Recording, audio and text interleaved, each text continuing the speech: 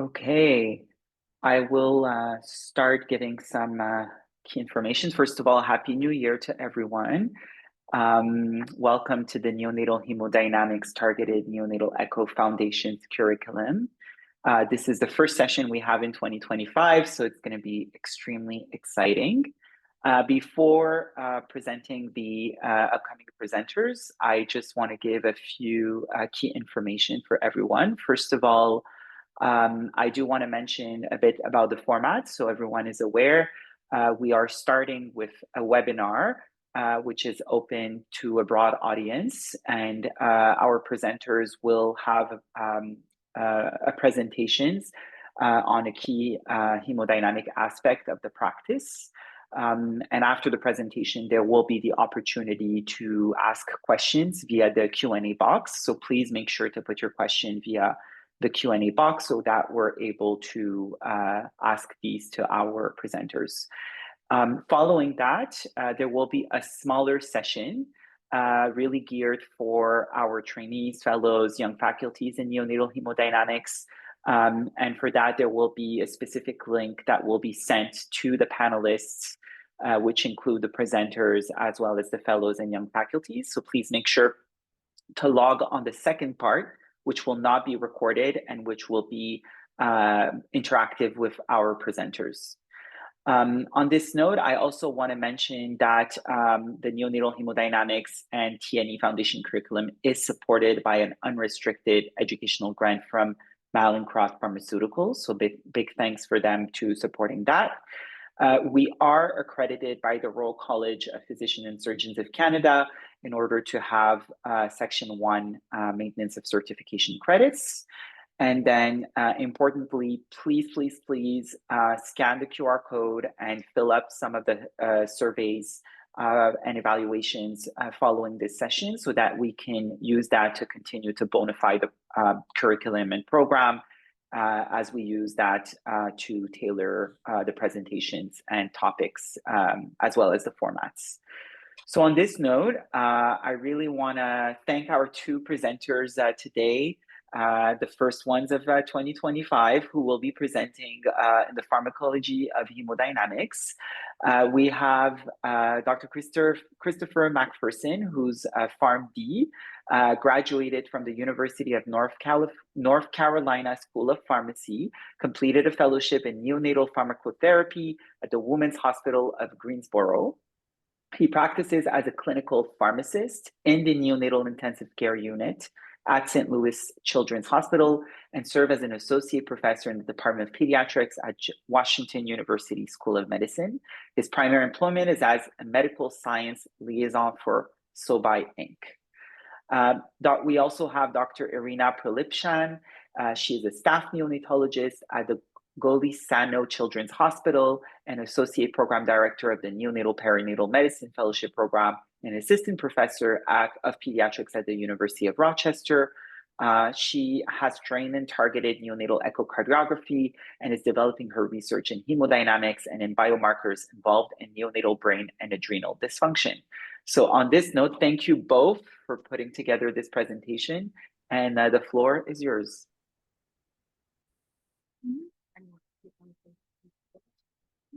I'm not sure. I think that's the case.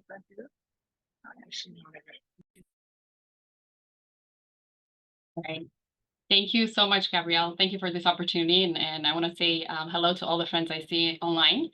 And I'm excited to talk about the tiny hearts and the big drugs. And hopefully we can tackle it along. Please let me know if you don't see the slides or if there's any issues.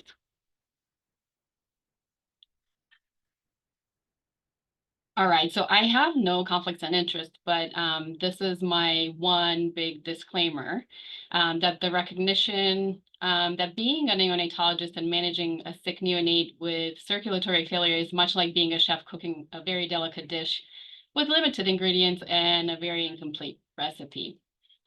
We're all guilty of reaching out to the most familiar ingredient we have, dopamine, and usually that happens at 2 a.m. because that's precisely when all the babies decide to misbehave, and praying for the best.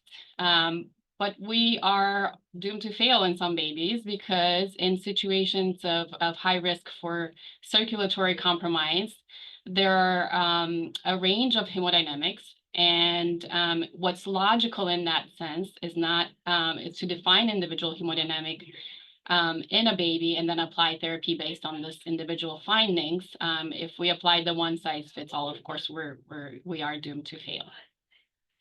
So what we hope with this talk is give you a better understanding of the ingredients that you have at your hand and clarify that recipe a little bit. And I'll start with why do we care even about this subject? We've gotten really good in neonatology in the past few years, or in the past, 50 plus years at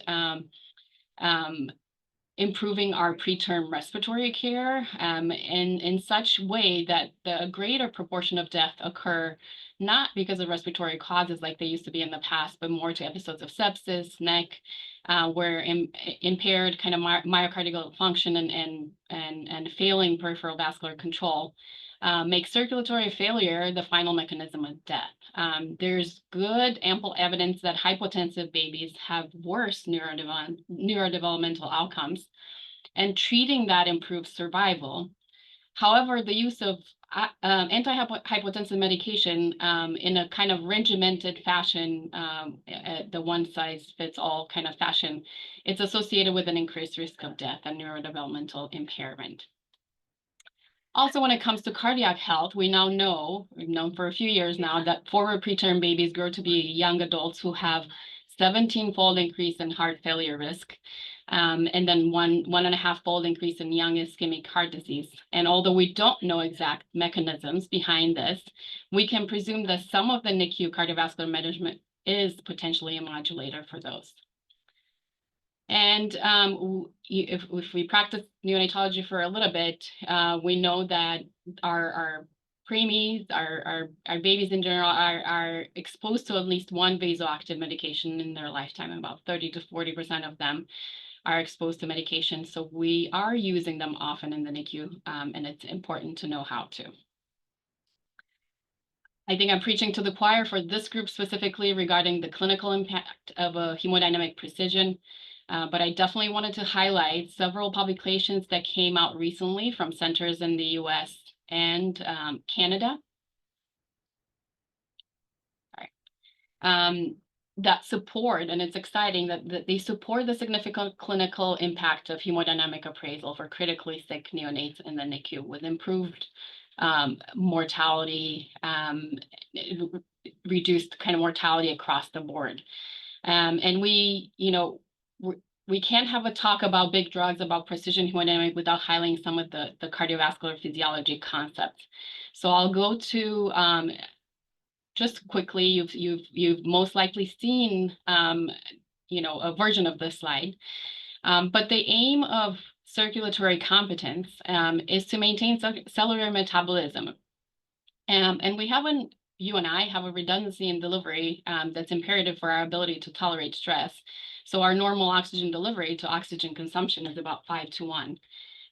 Cardiac output and an adequate blood oxygen concentration determine the cellular metabolism. And many of you know that the cardiac output is determined by preload, afterload, contractility, and heart rate. It is, I highlight the slide because it is important to think about things that we can manipulate. So we can manipulate the components of that oxygen delivery, heart rate, preload, afterload, and then specifically not to forget the hemoglobin, the blood oxygen content is also very important. Outside the kind of the normal determinants that we think about, preload, afterload, contractility, it's important to understand that there are other determinants and challenges when it comes to neonatal cardiovascular system, especially emphasizing the interplay of the systemic and pulmonary circulations. For example, preload is dependent on 3 factors. You have the intravascular blood volume, you have the diastolic compliance of the ventricle, and also the changes in pulmonary vascular resistance, which oppose venous return if increased above the physiological level. So all those are important consideration when thinking about hemodynamic appraisal. And it's even more important to understand kind of this clinical phenotype in premature pathophysiology, with their poor tolerance to increased afterload, reduced diastolic filling, and the knowledge that vasoactive drugs have a predominant vasopressor effect, and the inotropes not being as effective in improving contractility. And having, you know, although you and I have those reserves in our system, the cardiac reserve is very limited when it comes to preterm babies, and they have a high resting vascular tone. So all those determinations or determinants of their cardiovascular risks are important to be known. And I, you know, don't think I need to make a point for this further, but the complexity of this system is magnified many times in a newborn. We're dealing with transition, we're dealing with fetal channels, we're dealing with you know, high states of pulmonary vascular resistance, and there's scientific evidence that has failed to support a rigid recipe when it comes to vasoactive medications in neonates. I want to spend a little bit of time talking about blood pressure because it's one of the things we hang on to in neonatology. There is no known evidence to support that mean blood pressure is a reliable determinant of clinical significant hypotension. There is some discrepancy in all references that we have so far for values in blood pressure and babies. And there's no known cutoff limit for BP that can predict clinical outcomes. The low blood pressure in itself is not an independent predictor of clinical outcomes. There's not a single blood pressure component that's considered the best predictor outcome, and there's no single reliable hemodynamic parameter in itself for clinical assessment. And many of you have seen this before, but it's important to highlight that mean blood pressure does not predict cardiac output, and there's not a direct relationship between the two. And relying on the tendencies to rely on blood pressure as a sole assessment of circulatory compromise is not the way to address hemodynamic appraisal. So in the series of things we don't like to admit, but we've done it, and I've done it myself, we resort to fluids first before we were trying to figure out what's happening with the baby and figuring out what the individual hemodynamics are. It is important when assessing hemodynamics in an individual baby that to understand that we need both a measure of pressure and a measure of flow, so we can estimate the resistance and derive if flow or resistance or both are needed to increase and support the blood pressure. So what's essential to have is a measure of systemic blood flow, a measure of blood pressure and organ blood flow, and an estimation of what pulmonary blood flow is. And ideally, it's nice to have a measure of preload of volume status, and specifically the blood flow distribution to the organs, which is a little bit harder. In functional echo assessment, it's important to document structural normality, fetal channel shunts, volume status, myocardial function, and estimated pulmonary pressures. And this, summarizes there's a lot that goes into a hemodynamic appraisal with our considerations that I talked about, but this is integrating the clinical data that we have in our hands, talking about rhythm, normal rhythm of the heart, hypotension, medications, cardiopulmonary interactions, and all those things that go through our minds when we look at a baby alongside the echo data. I'll spend just a moment talking about the assessment of the left or right myocardial function, with a consideration that many of those measurements are load dependent, so the flow and fluid status are important. When we look at the assessment of function, probably the one that's least load dependent is the deformation, the strain rate measurement. So in the absence of a simple technique to measure cardiac output, clinicians have to rely on blood pressure, but the idea is that, in order to take care of the kind of the circulatory compromise, there are two main goals. One, to rapidly identify and treat the underlying cause of shock and improve the tissue perfusion and oxygenation by obtaining a minimum acceptable cardiac output and blood pressure with whatever hemodynamic support strategies we have at hand.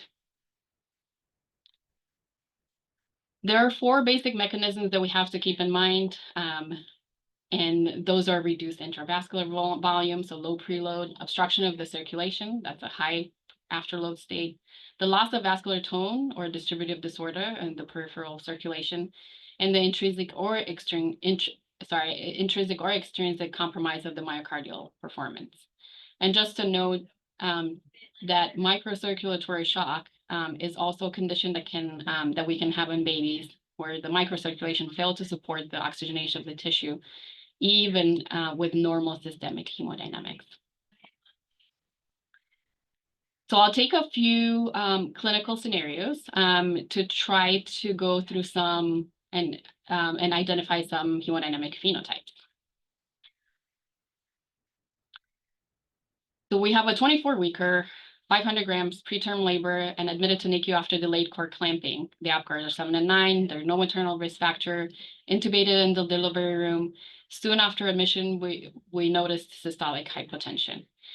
So based on this clinical data, which hemodynamic phenotype best fits the case and how do we want to treat? So we'll take some scenarios to go over, how we would approach a baby like this. I shared this resource with a group, and it's kind of a nice framework to identify the hemodynamic profile. Again, it's not a recipe for exactly how to treat the baby in front of you, but to give you an idea of what that would look like. So in the case of our baby that was just born, this is likely an increased afterload state, consistent in the setting of transitional circulation.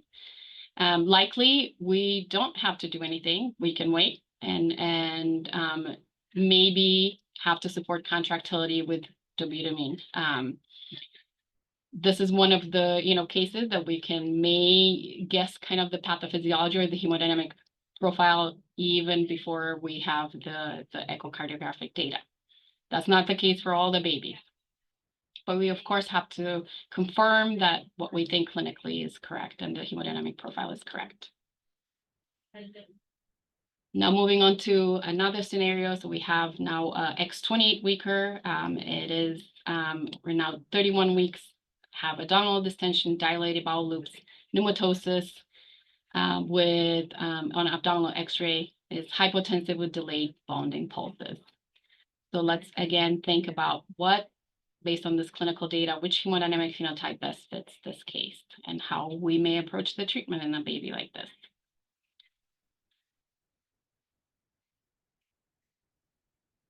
We're likely in, it's easy for most of us neonatologists to say, well, this is neck, right?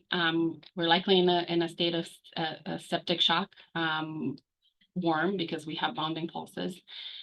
So as long as, even though we have a vasodilatory shock, as long as the myocardial performance keeps up with this increased workload, there's normal or systemic blood flow. When we don't have, when we can't keep up with this workload, then we may choose to support with, improve the LV filling and increase the systemic SVR. So something like norepi, vaso, or dopamine in absence of pulmonary hypertension would work in this case.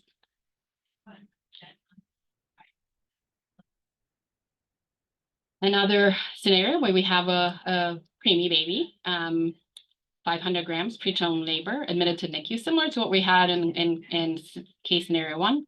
After delayed cord clamping, APGARs are 7 and 9. There are no maternal risk factors, intubated in delivery. Now we're 48 hours after admission and has diastolic hypotension and low mean arterial pressure. Based on this clinical data, let's think about what the hemodynamic phenotype would best fit this case, just on the clinical data, and how we'd approach that.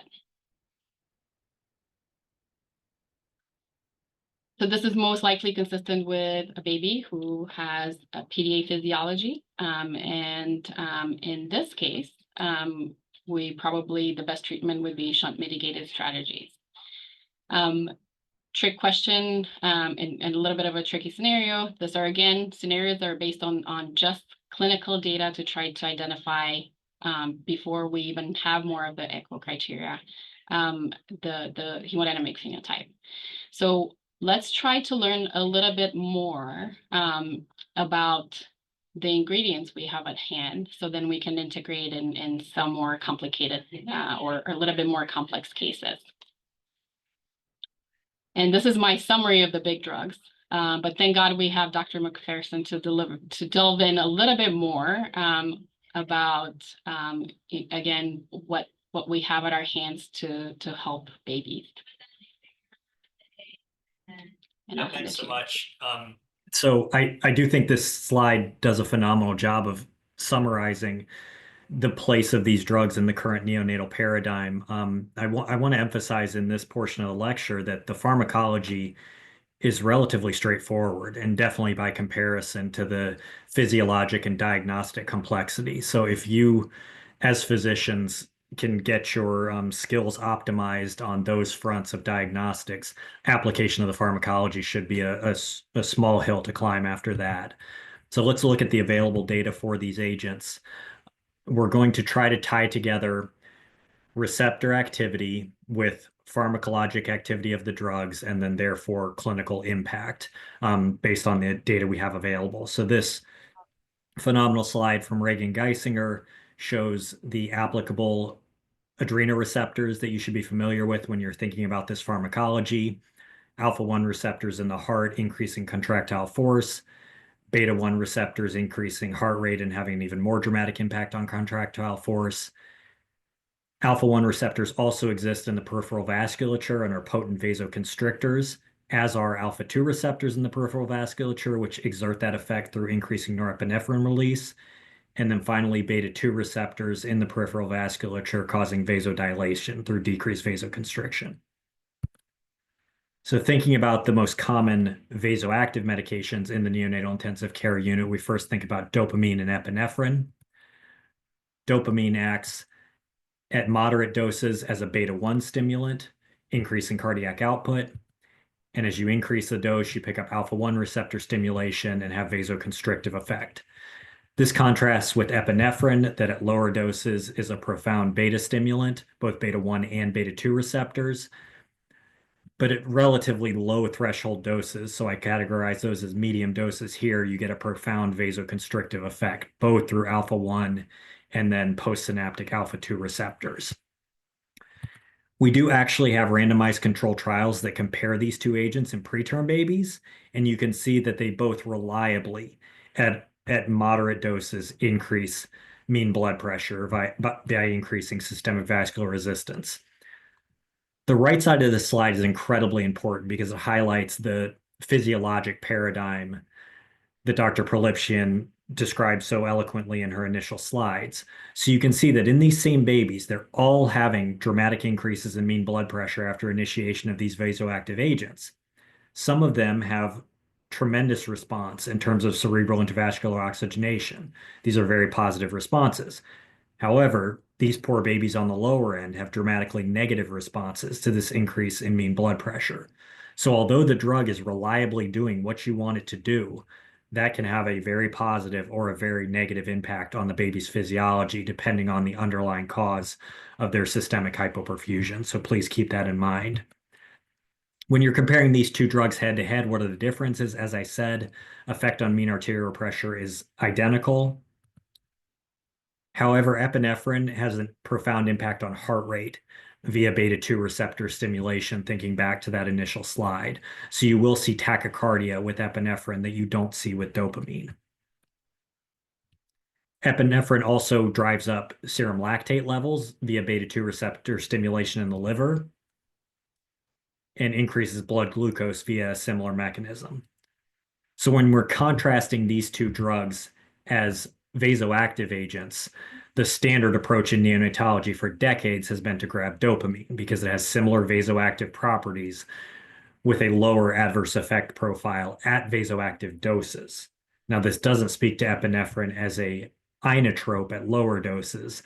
There's limited data supporting that role of epinephrine in clinical practice, although it's used widely and very effective as long as the doses remain below these vasoactive thresholds that are associated with some systemic adverse effects. The inotrope that we do have clinical data on in preterm neonates that's relatively robust is dobutamine. So contrasting the mechanism of dobutamine with that of dopamine that we've already covered, you can see that dobutamine does have some very limited alpha-1 activity, but also potent beta-1 and beta-2 stimulatory effects. So when we initiate dobutamine, we expect increased cardiac output with some degree of systemic vasodilatation. Whether or not this systemic vasodilatation augments or harms systemic circulation depends on the underlying physiology of the baby being treated. In terms of clinical data, it reflects the mechanism of the drug. You can see that dobutamine reliably increases cardiac output at clinically relevant doses. It does this without a profound impact on heart rate, but with a variable impact on systolic blood pressure. Again, likely mitigated by the underlying physiology of the baby receiving that agent. These data come through really clearly in a randomized control trial out of Australia from several decades ago, summarized in a recent or a more recent review article by Nick Evans. Just very simplistically, what this slide says is that dobutamine does not reliably change mean arterial pressure. Now, can it increase or decrease mean arterial pressure? Absolutely. But the average baby receiving dobutamine will have a null blood pressure effect. That's not the case with dopamine. With dopamine, reliably, you'll see increases in mean blood pressure. There's a very minority of babies that don't have that effect from dopamine. However, contrast that with changes in cardiac return from the SVC as a marker of cerebral blood flow. In newborn babies that are likely suffering from immature myocardial contractility, you can see that dobutamine is a more reliable increaser of SVC return as compared to dopamine. Now, you have to acknowledge the extreme variability in these effects in individual babies within this randomized control trial. What the heck is going on there? It's not variable pharmacologic response to the drug. The pharmacology is generally reliable. It's different underlying physiologies in the babies. If you're treating immature myocardial contractility with dobutamine, you expect to see profound improvements in systemic blood flow. However, if you're treating septic shock and capillary leak syndrome with dobutamine, you're probably going down the wrong path and could have negative effects from that intervention. So again, tying together physiology and pharmacology to clinical effect is profoundly important. This slide summarizes the data that I just presented, and I hope that it made the case that dopamine is a useful agent for babies with dilated systemic vasculature. Dobutamine is very useful as an inotrope. Epinephrine is generally reserved for shock in neonates because it has an adverse effect profile that contrasts negatively with dopamine. This is traditional vasoactive medication. So what about all the new kids on the block? So the first new kid we think about is norepinephrine, because I talked about the vasoactive activity of dopamine and epinephrine, but those aren't clean vasoactive agents. They both have cardiac effects that may be very positive and also may be very negative, depending on that baby's physiology. But in contrast, norepinephrine is a more pure vasopressor. So regardless of the dose, you're going to get some beta activity with norepinephrine, but that activity is going to rapidly be drowned out by potent stimulation of alpha-1 and alpha-2 receptors, causing profound systemic vasoconstriction that will blunt any increases in cardiac output through beta stimulation. Dr. Prelipcean put together this really phenomenal review slide that reviews data over the past decade or more about how norepinephrine has emerged as a clinical practice commonality in neonatal intensive care units. So this slide is for your reference. I just wanted to highlight a few publications from that slide that emphasize the effects of norepinephrine in clinical practice. As I said, it's a profound vasoconstrictor, so reliably increases mean arterial pressure in treated neonates. The real draw of norepinephrine over traditional agents like dopamine and epinephrine doesn't actually come from neonates. It comes from randomized control trials in adults with septic shock. And in those randomized control trials, there was a trend towards survival benefit when adults with sepsis were randomized to norepinephrine as their vasoactive agent over dopamine. Why did this occur in adults? It occurred because of the high rate of adverse effects from dopamine, specifically cardiac arrhythmia. So in my mind, those cardiac effects of dopamine that are less pronounced in norepinephrine have a profound implications for treatment of adult septic shock. Is the story the same in neonates? It's foolish to assume that it would be identical in the absence of data, but the thought process is similar in clinicians who are prescribing these agents. The data for norepinephrine in premature neonatal septic shock is limited, and that's a data field that we need to expand. But the data for norepinephrine and PPHN, I think, is relatively compelling, so I'll share that with you as well. This is preclinical data from Satyan Lakshan regarding dopamine. And in this mouse model, he showed that when you initiate dopamine, you have an equivalent impact on both systemic and pulmonary mean arterial pressure as you increase dose. So proportionate impact. Now, as we think through PPHN physiology, a baby with hypotension, but also persistent pulmonary hypertension, we do need to normalize the systemic blood pressure. But if we do that with an agent like dopamine, we're also driving up the pulmonary vascular resistance and therefore not aiding our right to left shunt in any way, shape, or form. This contrasts dramatically with norepinephrine, which in small studies of neonatal patients causes an actual decrease in pulmonary vascular resistance, therefore having an increase in pulmonary blood flow in the setting of PPHN physiology, resulting in improvements in oxygenation. So pulmonary arterial pressure is relatively stable while systemic arterial pressure goes up, decreasing the PAP to SAP ratio and allowing for weaning of the oxygen, supplemental oxygen in these babies who are experiencing PPHN physiology after norepinephrine treatment for hypotension.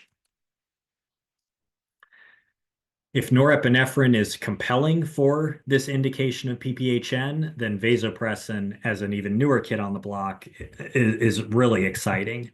So how does norepinephrine work? It actually doesn't work through these alpha and beta adrenoreceptors at all. It works through vasopressin receptors, with V1 stimulation causing systemic vasoconstriction and pulmonary vasodilation. If you want a recipe for success in hypotension with PPHN, this is it, right? V2 receptor stimulation has antidiuretic effects, and that should be kept in mind as you're monitoring urine output as a marker of systemic perfusion. Again, Dr. Prelipcean has done a phenomenal job of summarizing the literature regarding vasopressin as it has emerged in neonates over the past decade. Highlighting some of those publications, you can see that in models of septic shock, vasopressin reliably increases mean blood pressure.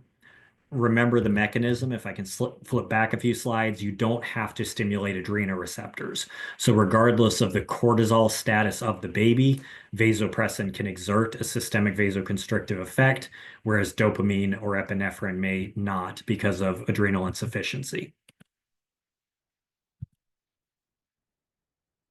There has been a small randomized control trial conducted by Daniela Rios in her time at Houston when she randomized babies with hypotension to vasopressin versus dopamine.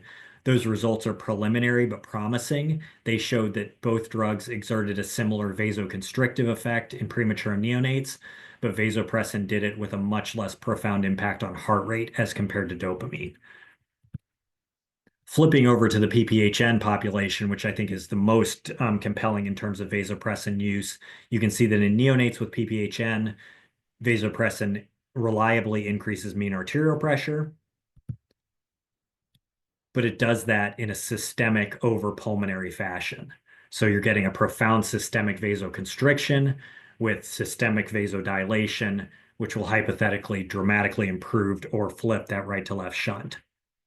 And that's what the clinical data shows. You can see profound improvements in oxygenation index in patients who are given vasopressin after the initiation of nitric oxide, show phenomenal responses in terms of oxygenation index, which I would not expect with an agent like dopamine that is simultaneously driving up pulmonary vascular resistance. The final drug that we'll talk about as we've shifted to PPHN is milrinone. So this contrasts with dobutamine as a potent inotrope. In contrast to dobutamine, milrinone acts as a phosphodiesterase 3 inhibitor, which causes downstream inhibition of cyclic AMP formation, which causes potent pulmonary vasodilation, as well as dramatic increases in contractility and repolarization through calcium and potassium channels, respectively. So pulmonary vasodilator, potent inotrope, which again lends itself very nicely to pulmonary hypertensive physiology, in that physiology refractory to nitric oxide. So again, Dr. Prelipcean has summarized the literature for your reference and highlighting some of those studies. You can see that milrinone reliably in the setting of PPHN increases right ventricular output with a transient decrease in mean arterial pressure, but improvement over time. You also see dramatic improvements in oxygenation index, again, simultaneously through augmenting cardiac output and dilating pulmonary vascular resistance. And with that summary of the drugs, I'll flip it back to Dr. Prelipcean for application.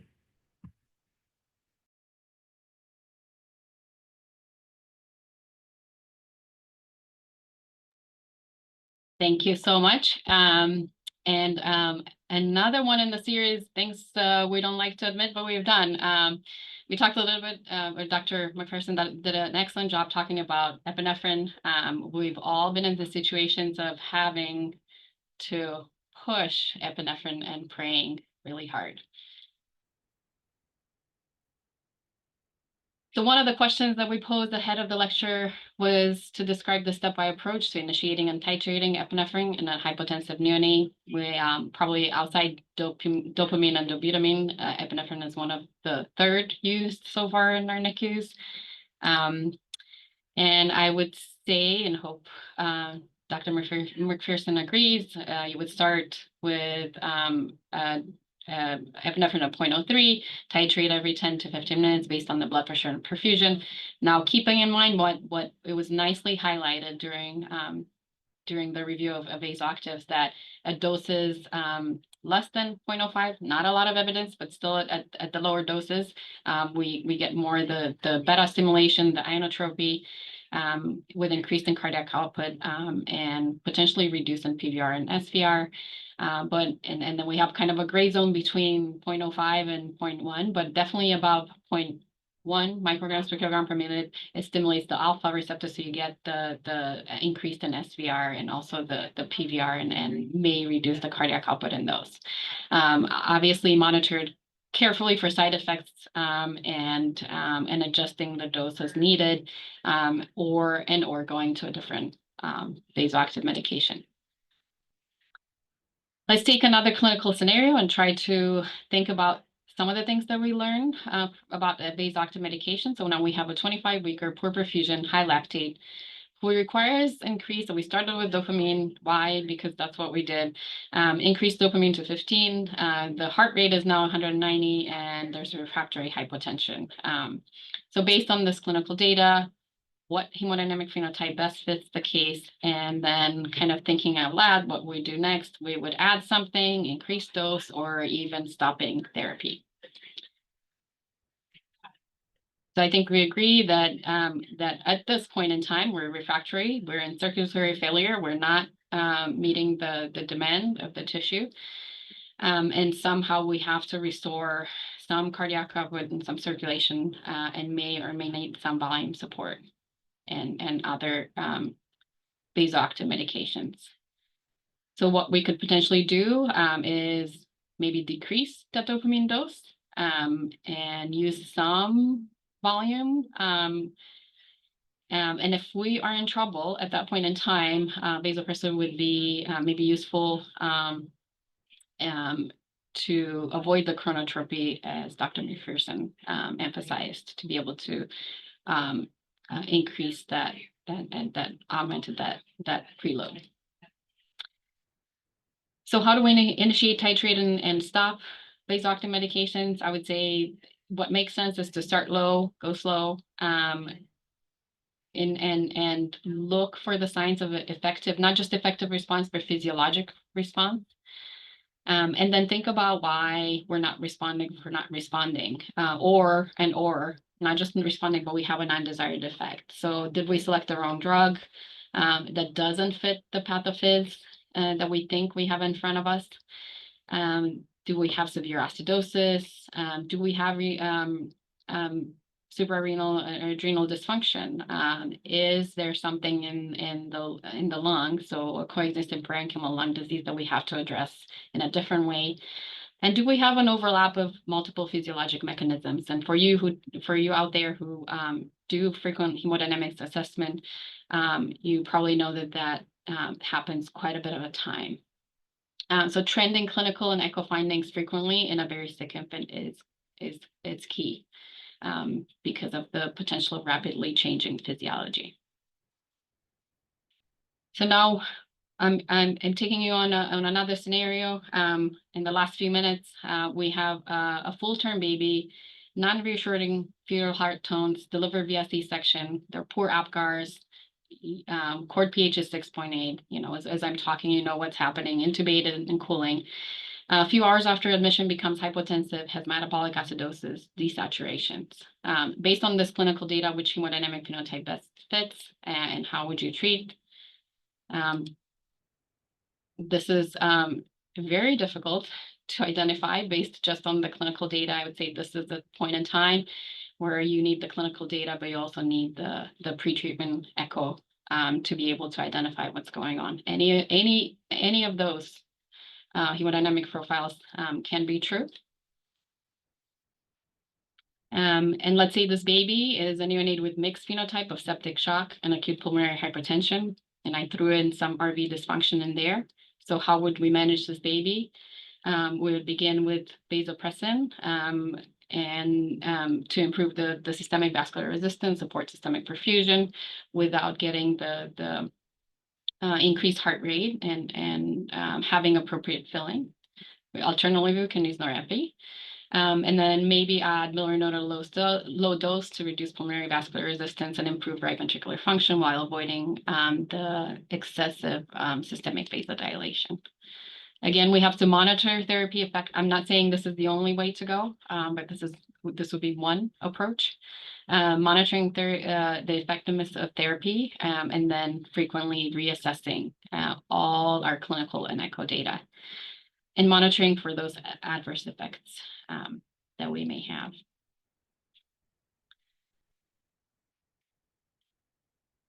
So all drugs are bad, and I state that lovingly, but they are. We're on the same page on that. And they should be titrated cautiously as per desired effect. Some case scenarios may have, as I mentioned, multiple underlying pathophysiologies. It is essential to prioritize the line of treatment directed by an expert in neonatal hemodynamics. I think hopefully you made that point clear, and recognizing harmful phenotypes that can creep in our with our treatment or even before we start treatment, like LV outflow obstruction, impaired diastolic filling, in order to avoid placing a baby in that kind of or exacerbating their instability. So what are the risks of using INO in a neonate with left ventricular diastolic dysfunction? I know can increase pulmonary venous return, exacerbating left atrial pressure, and pulmonary edema and LV diastolic dysfunction. So in conclusion, we know a lot about how our interventions affect blood pressure, less about how they affect the hemodynamics. We have some idea, but not entirely sure in some of the cases, and almost nothing about how they affect outcomes. So the only logical way in this case in neonatology is to approach the circulatory support is to use an individual or precise-based approach.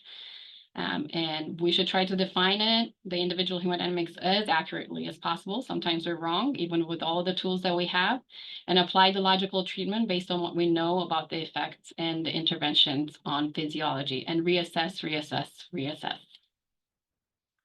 I have a few QR codes for those resources. You already have those, and but if you want to snap quickly the links.